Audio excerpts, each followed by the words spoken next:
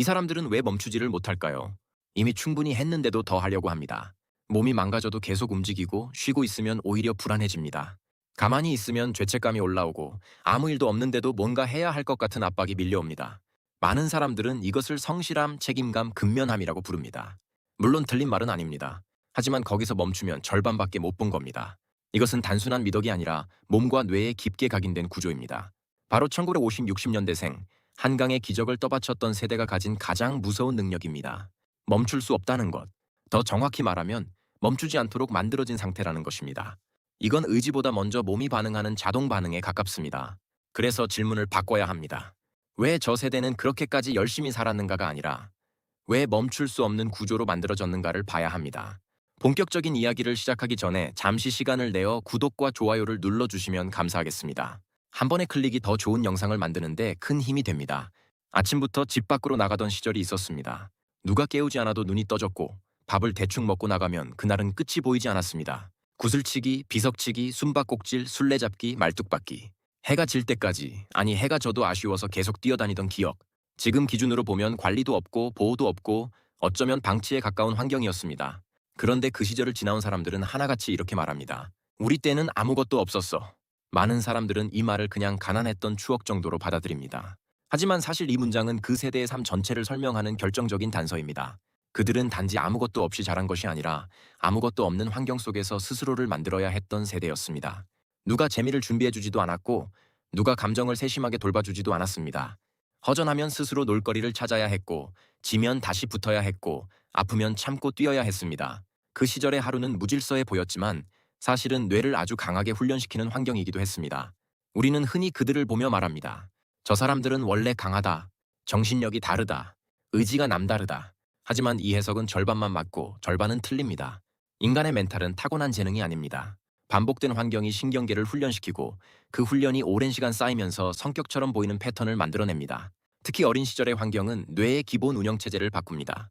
무엇을 보상으로 느끼는지, 무엇을 위험으로 느끼는지, 힘들 때 멈추는지, 더 버티는지 같은 기본 반응들이 그때 만들어집니다.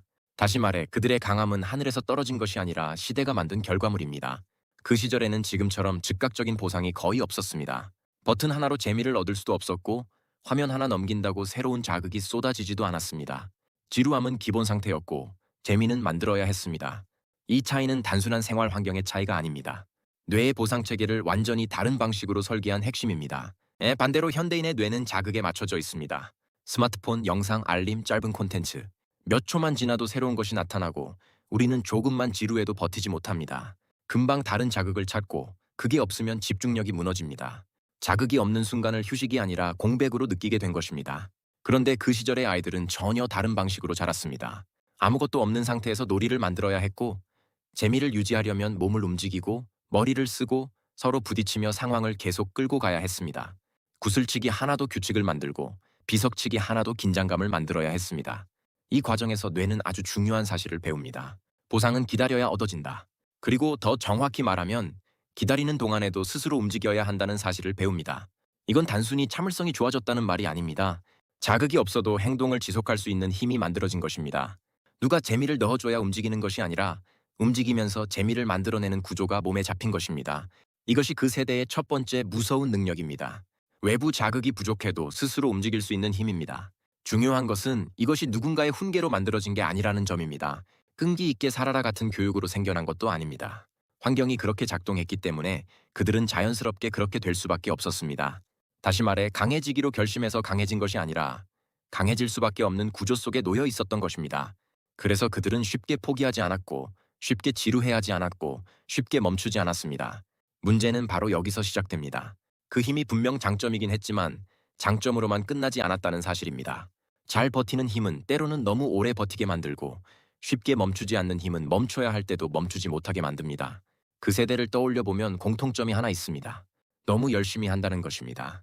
이미 충분히 했는데도 더 하려 하고 몸이 망가져도 버티고 상황이 달라져도 멈추지 못합니다. 많은 사람들은 이것을 성실함이라고 부릅니다. 하지만 심리학적으로 보면 이것은 미덕 이전에 자동화된 생존 반응에 가깝습니다. 인간의 뇌는 한 번 학습한 생존 전략을 쉽게 버리지 않습니다. 특히 결핍과 긴장 속에서 만들어진 전략일수록 더 강하게 고착됩니다. 그 시절에는 멈추는 순간 뒤처졌고 기회를 놓치면 다시 오지 않는다고 느껴졌습니다. 그래서 뇌는 하나를 깊게 각인합니다. 멈추면 위험하다. 이건 생각이 아니라 신체 반응으로 남습니다. 그래서 아무리 시대가 바뀌어도 몸이 먼저 반응합니다. 쉬고 있으면 불안하고, 가만히 있으면 죄책감이 올라오고, 아무 일도 없는데도 뭔가 해야 할 것 같은 압박이 생깁니다. 휴식이 회복으로 느껴지는 것이 아니라 뒤처짐처럼 느껴지는 것입니다. 이게 왜 무서운 능력이냐면 겉으로 보기엔 굉장히 강해 보이기 때문입니다. 남들은 지쳐서 주저앉는 순간에도 계속하고, 남들은 포기하는 상황에서도 밀어붙입니다. 실제로 이런 힘이 한강의 기적 같은 집단적 결과를 만들어냈습니다. 문제는 그 무서운 능력이 바깥으로는 성과를 만들지만 안쪽으로는 긴장을 쌓는다는 데 있습니다. 많은 사람들이 저건 책임감이고 근면성이라고만 말하지만 더 깊은 층에서는 생존 루프가 작동하고 있는 것입니다. 원래 인간의 몸은 위기 상황에서만 잠깐 긴장해야 합니다. 그런데 이 긴장이 너무 오래 반복되면 뇌는 그 상태를 정상으로 착각합니다. 그 시절은 가난과 불확실성이 일상이었고 노력하지 않으면 바로 밀려난다는 감각이 삶 전체에 깔려 있었습니다. 그런 환경에서 뇌는 편안함보다 긴장을 더 익숙한 상태로 받아들이게 됩니다. 그래서 힘들수록 더 움직이고, 지칠수록 더 버티고, 멈출수록 더 불안해지는 역설적인 구조가 만들어집니다. 이것이 그 세대의 두 번째 무서운 능력입니다. 쉬는 능력보다 버티는 능력이 과도하게 발달한 상태입니다. 이 구조가 강력한 이유는 실패를 대하는 방식까지 바꾸기 때문입니다. 현대인은 실패를 자존감과 곧바로 연결하는 경우가 많습니다. 한 번의 실수로 나는 안 되는 사람인가라는 생각까지 가버립니다. 하지만 그 세대는 실패를 훨씬 일상적인 것으로 받아들였습니다. 어릴 때부터 지고, 부딪히고, 넘어지고 다시 일어나는 경험이 많았기 때문입니다. 실패는 끝이 아니라 과정이었고 좌절은 멈춤이 아니라 통과 의례에 가까웠습니다. 손해를 봐도 다시 벌어야 했고 무너져도 다시 움직여야 했습니다. 그 반복이 결국 회복 탄력성을 만들었습니다. 그러니까 그 세대의 강함은 단순한 의지가 아니라 결핍 속에서 단련된 보상체계와 긴장 속에서 고착된 생존 시스템, 그리고 반복된 좌절을 견디며 생겨난 회복력의 결합이라고 봐야 합니다. 이것이 세 번째 무서운 능력입니다. 실패를 끝으로 보지 않고 다음 움직임으로 넘기는 힘입니다. 하지만 여기서 멈추면 위험합니다. 많은 사람들이 이 대목에서 그래서 한강의 기적이 가능했다, 그래서 지금의 대한민국이 만들어졌다라고 정리합니다. 틀린 말은 아닙니다. 지금의 대한민국은 분명 그 세대의 버팀과 노동 위에 세워졌습니다. 지금의 대한민국은 여러분 덕분입니다라는 말은 감상적인 칭찬이 아니라 사실입니다. 그러나 사실이란 늘 두 얼굴을 가지고 있습니다. 강함은 언제나 대가를 동반합니다. 인간의 뇌는 한쪽 능력을 강화할 때 다른 한쪽의 유연성을 희생하는 경우가 많습니다. 그 세대의 강함 역시 예외가 아니었습니다. 바깥으로는 성취와 성장을 만들었지만 안쪽에서는 감정 표현과 이완 능력, 관계 속 섬세한 소통을 희생시키는 경우가 많았습니다. 그 구조는 생존에는 최적화되어 있었지만 감정과 관계에는 반드시 유리하지 않았습니다. 쉽게 말해 살아남기에는 좋은 구조였지만 잘 느끼고 잘 표현하기에는 불편한 구조였습니다. 왜 그들은 힘들어도 말을 하지 않을까요? 왜 아파도 참으려 할까요? 왜 도움을 요청하는 것을 어려워할까요? 이것은 성격 문제가 아닙니다. 그 시절에는 감정보다 생존이 우선이었습니다. 감정을 드러내는 것은 사치처럼 여겨졌고 약함으로 간주되기도 했습니다. 그러니 뇌는 자연스럽게 감정을 억제하는 방향으로 발달합니다. 문제는 이 억제 패턴이 나이가 들어도 사라지지 않는다는 데 있습니다. 강한 대신 쌓이고 무너지지 않는 대신 안에 눌러 담기는 것입니다. 겉으로는 단단해 보여도 속으로는 오래된 피로와 외로움이 굳어있는 경우가 많습니다. 이런 구조는 관계에서도 분명하게 드러납니다. 예를 들어 자녀 세대가 힘들다고 말했을 때 그들은 공감보다 해결을 먼저 제시합니다. 그 정도는 견뎌야지, 다 그렇게 사는 거야, 생각을 강하게 먹어라 같은 말이 나옵니다. 많은 젊은 세대는 이 말을 차갑다고 느낍니다. 하지만 그들의 입장에서는 실제로 그것이 가장 현실적인 조언이었습니다. 그들의 뇌는 문제를 감정으로 다루는 것보다 행동으로 해결하는 방식에 익숙해져 있기 때문입니다. 그래서 세대 간 갈등은 단지 말투의 문제가 아니라 뇌가 세상을 처리하는 방식 자체의 충돌이라고 봐야 합니다. 한쪽은 왜 저렇게까지 참지? 라고 묻고 다른 한쪽은 왜 저렇게 약하지? 라고 묻습니다. 하지만 둘 다 절반만 맞습니다. 누구 한쪽이 틀렸다기보다 서로 다른 환경에서 서로 다른 방식으로 최적화되었기 때문입니다. 그러니 우리가 해야 할 일은 누가 더 우월한지 판단하는 것이 아닙니다. 중요한 것은 해석입니다. 그 세대를 무조건 찬양하는 것도 틀리고 반대로 구시대적이라며 통째로 부정하는 것도 틀립니다. 그들은 완벽한 모델이 아니라 특정 시대가 만든 하나의 결과물입니다. 그리고 결과물은 복사하는 것이 아니라 분석하는 것입니다. 무엇을 배워야 하고 무엇은 끊어내야 하는지를 구분해야 합니다. 이 구분이 없으면 우리는 두 가지 함정에 빠집니다. 하나는 상처까지 미덕으로 포장하는 것이고 다른 하나는 강점까지 함께 버려버리는 것입니다. 바로 여기서 프레임이 바뀌어야 합니다. 진짜 중요한 질문은 그들이 왜 그렇게까지 버텼는가가 아니라 그 버팀이 과연 행복으로 이어졌는가입니다. 이 질문을 하지 않으면 우리는 또다시 같은 구조를 미덕이라는 이름으로 반복하게 됩니다. 강해지는 것은 중요합니다. 하지만 방향 없는 강함은 결국 자신을 소모시킵니다. 끝까지 버티는 힘은 훌륭하지만 그 힘 때문에 감정을 잃고 관계를 잃고 몸을 잃는다면 그건 완전한 강함이 아닙니다. 그래서 우리는 이제 그들의 구조를 그대로 따라하는 것이 아니라 해체하고 재설계해야 합니다. 과거를 칭찬하는 데서 끝나는 것이 아니라 과거의 구조를 오늘의 언어로 다시 써야 하는 순간입니다. 많은 사람들이 여기서 두 가지 극단으로 반응합니다. 하나는 그래서 우리도 저렇게 살아야 한다는 찬양이고, 다른 하나는 저건 구시대 방식이니 버려야 한다는 거부입니다. 하지만 둘 다 피상적입니다. 우리가 해야 할 일은 선택입니다. 그들의 강함 중에서 유효한 부분은 가져오고 더 이상 우리에게 맞지 않는 부분은 내려놓아야 합니다. 보상을 지연하는 힘, 쉽게 포기하지 않는 태도, 끝까지 밀어붙이는 집중력은 여전히 강력한 자산입니다. 반면 감정을 억제하는 습관, 쉬지 못하는 구조, 자기 소모를 미덕으로 착각하는 패턴은 지금 시대에는 오히려 독이 될 수 있습니다. 예전에는 버티는 사람이 이겼을지 몰라도 지금은 회복할 줄 아는 사람이 오래 갑니다. 예전에는 참는 사람이 강했을지 몰라도 지금은 멈출 줄 아는 사람이 무너지지 않습니다. 그래서 필요한 것이 재설계입니다. 첫 번째로 바꿔야 할 것은 버티는 방식입니다. 과거에는 무조건 버티는 것이 생존이었다면 지금은 전략적으로 끊는 것이 더 높은 성과를 만듭니다. 일정 시간 이상 과부하가 걸리면 판단력도 흐려지고 감정 조절도 약해집니다. 그러니 이제 필요한 것은 무조건 참는 힘이 아니라 언제 멈추어야 다시 오래 갈 수 있는지 아는 힘입니다. 예를 들면 50분 집중하고 10분 완전히 멈추는 방식이 그렇습니다. 이때 중요한 것은 핸드폰을 보는 것이 아니라 자극을 끊는 것입니다.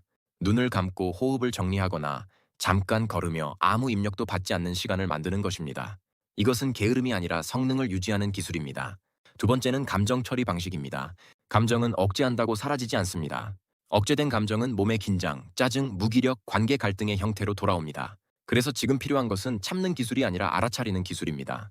가장 간단한 방법은 감정에 이름을 붙이는 것입니다. 나는 지금 화가 난다. 나는 지금 불안을 느낀다. 나는 지금 무시당했다고 느낀다. 이렇게 한 단어로 명명하는 것만으로도 감정의 압도감은 줄어듭니다. 감정에 휘둘리는 상태에서 감정을 관찰하는 상태로 이동하기 때문입니다. 강함은 감정이 없는 상태가 아니라 감정을 다룰 수 있는 상태입니다. 세 번째는 일과 나를 분리하는 기술입니다. 그 세대는 이를 존재와 너무 강하게 연결할 수밖에 없었습니다. 잘하면 내가 가치 있는 사람이 되고 못하면 내가 부족한 사람이 되는 구조였습니다. 하지만 지금은 이 구조를 그대로 쓰면 자존감이 끊임없이 흔들립니다. 그래서 문장을 바꿔야 합니다. 나는 부족하다가 아니라 이 결과가 부족하다. 이 차이는 아주 큽니다. 전자는 존재를 공격하지만 후자는 행동을 수정하게 만듭니다. 주어 하나가 바뀌면 뇌의 해석도 바뀌고 삶의 방식도 바뀝니다. 존재와 결과를 분리할 수 있어야 실패해도 자신을 버리지 않고 오래 갈 수 있습니다. 그리고 여기서 정말 중요한 치트키가 하나 있습니다. 바로 의도적인 결핍 설계입니다. 아이러니하게 들리겠지만 그 세대의 강함은 결핍에서 나왔습니다. 그렇다면 우리는 결핍을 완전히 없애는 것이 아니라 통제된 형태로 다시 만들어야 합니다. 예를 들어 하루 중 일정 시간은 일부러 자극을 끊는 것입니다. 핸드폰을 멀리 두고 아무것도 하지 않는 시간을 만드는 것입니다. 처음엔 불편합니다. 하지만 바로 그 순간 뇌는 다시 기다리는 힘을 회복하기 시작합니다. 또 일부러 작은 불편함을 선택하는 것도 도움이 됩니다. 엘리베이터 대신 계단을 오르고 가까운 거리는 걷고 바로 검색하지 않고 잠깐 스스로 생각해보는 것. 이런 사소한 선택들이 쌓이면 뇌는 다시 능동성을 회복합니다. 과거의 강점을 현재에 맞는 방식으로 복원하는 것입니다. 결국 핵심은 이것입니다. 한강의 기적을 만든 세대의 강함을 무작정 복사하는 것이 아니라 그 구조를 이해하고 지금 시대에 맞게 다시 설계하는 것. 버틸 때는 버티고, 멈출 때는 멈추고, 느낄 때는 느끼고, 결과와 나를 분리할 수 있는 것. 이것이 지금 시대의 진짜 강함입니다. 이제 우리는 강해지는 방법을 과거처럼 본능에 맡길 수 없습니다. 이제는 의식적으로 선택해야 합니다. 옛날의 강점은 유지하되 옛날의 상처는 반복하지 않는 방식. 바로 그것이 업그레이드된 강함입니다. 그래서 마지막 질문은 이것입니다. 우리는 앞으로 어떻게 살아야 할까요? 답은 단순합니다. 무조건 강해지는 것이 아니라 선택 가능한 강함을 만드는 것입니다. 필요할 때는 밀어붙일 수 있고 필요할 때는 멈출 수 있는 상태. 감정을 억누르는 것이 아니라 감정을 다루면서도 흔들리지 않는 상태. 지금 당장 할 수 있는 행동이 하나 있습니다. 오늘 하루를 돌아보면서 스스로에게 이렇게 물어보십시오. 나는 오늘 버텼는가 아니면 선택했는가? 이 질문 하나만으로도 뇌는 조금씩 달라지기 시작합니다. 자동 반응에서 벗어나 의식적인 삶으로 이동하기 시작합니다. 한강의 기적은 분명 위대한 결과였습니다. 그리고 그 중심에는 1950, 60년대생이 있었습니다. 지금의 대한민국은 분명 여러분 덕분입니다. 하지만 그 위대한 유산을 가장 잘 이어받는 방법은 같은 고통을 반복하는 것이 아니라 그 안의 구조를 이해하고 더 나은 방식으로 발전시키는 것입니다. 존중은 그대로 두고 상처는 끊어내고 강함은 업그레이드 해야 합니다. 그 세대를 무조건 따라하는 것이 존중이 아니라 그 세대가 몸으로 겪어 만든 자산을 더 나은 형태로 이어가는 것이 진짜 존중입니다. 그것이 과거를 진짜로 기리는 방식입니다. 구독과 좋아요는 무료입니다. 이 채널에서는 앞으로도 사람을 바꾸는 감정이 아니라